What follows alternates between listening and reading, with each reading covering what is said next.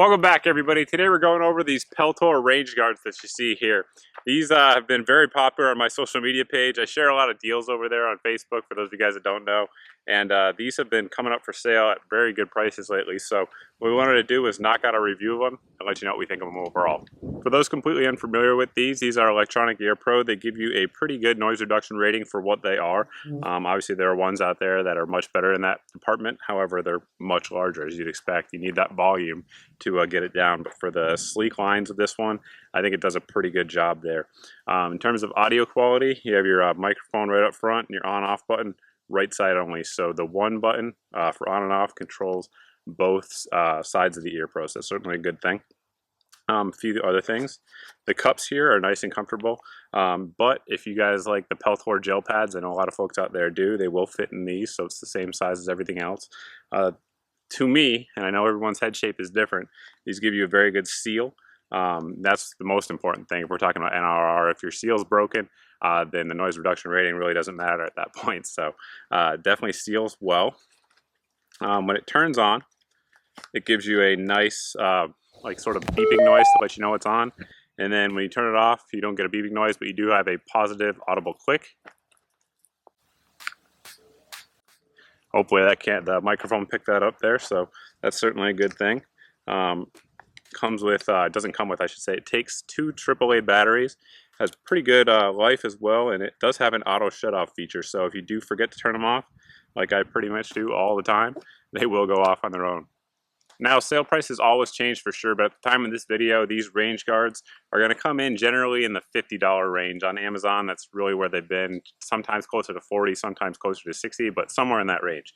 Now, the Tactical 100s, which is what I reviewed recently as well, these are generally going to come in around the $70 range. Sometimes you can get them closer to 60, sometimes they're closer to 80, and they're definitely the very comparable products. The big differences between the two is that, in my opinion, the Tactical 100s over here have a little bit of a better headband, but I also think that I like the RangeGuards. I like the way they are sort of cut out here. So for some folks, not that I've ever had a problem with Tactical 100s getting a cheek weld with a rifle, but I know some folks have. This extra cutout right here is going to give you even more room to get low down on that stock. So pros and cons to each, I suppose. I'd be willing to bet a good bit of money that the audio system is the exact same in both. They have the same noise reduction rating. They also have the same microphones, and on-off feels exactly the same. The volume feels exactly the same. So that's sort of how these two compare. I mean, if the $20 is worth it for you to have the nicer headband, check those out. I have a review on those. They're certainly good. If not, I mean, and these ones have held up just fine. We've had them out in the rain. We had them out at a Valor Ridge class when it was pouring rain. The electronics held up just fine, and the headband held up just fine, but I do think that one's a little bit nicer. Sometimes it's hard to translate the NRR into like real world. So how does that work? Well, I can tell you with most like AR-15s and AKs, as well as any pistols we've shot so far, these are perfectly comfortable to wear while you're shooting them outside by themselves. Now that said, we've had a couple instances where they're a little bit on the lacking side in terms of noise reduction rating. One of them was in the Valor Ridge class. We had a drill where students were shooting pistols right by each other's face to sort of, well, that's a whole other issue. I don't want to get into that, but it was a good drill.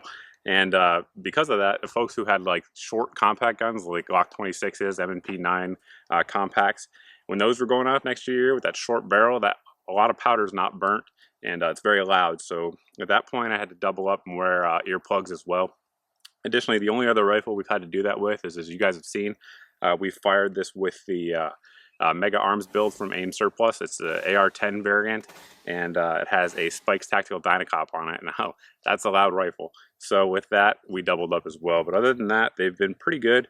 If you're shooting indoors, it's always going to vary depending on the height of the ceiling, the area you're shooting in, and stuff like that. You may have to double up indoors as well.